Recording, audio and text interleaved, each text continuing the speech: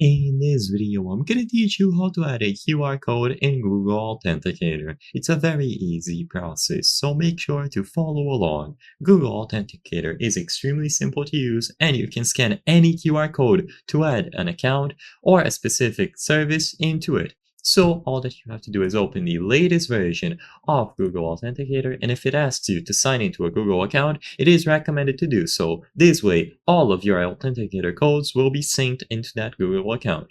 Once you open it, if you already have multiple codes registered, then you will use this button at the bottom right, but if you have never used it before, you can also tap add a code here in the middle. Now you will see the option to scan a QR code, and it's as simple as it sounds. You tap this option and your camera is going to appear. If the camera does not appear right away, then make sure that you granted it permission to use it. And in here you can tap this icon at the top right to enable the flash if it makes it easier to see in the dark, and you will be able to scan the QR code. Now sadly, I don't have any QR code at the moment that I can use in conjunction with Google Authenticator, but if you did, it would be scanned and immediately it would appear here. You would give it a custom name and the code would start being generated, managed by your Google account using the Google Authenticator app.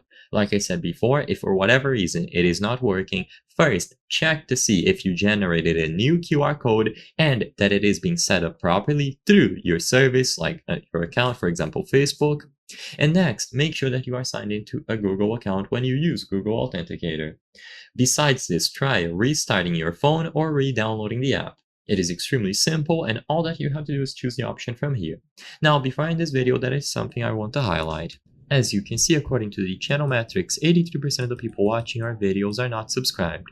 If you subscribe, you can help us from the channel achieve higher quality solutions to your problems, so consider subscribing. I highly count on your support. Thank you for watching, and I'll see you on the next one.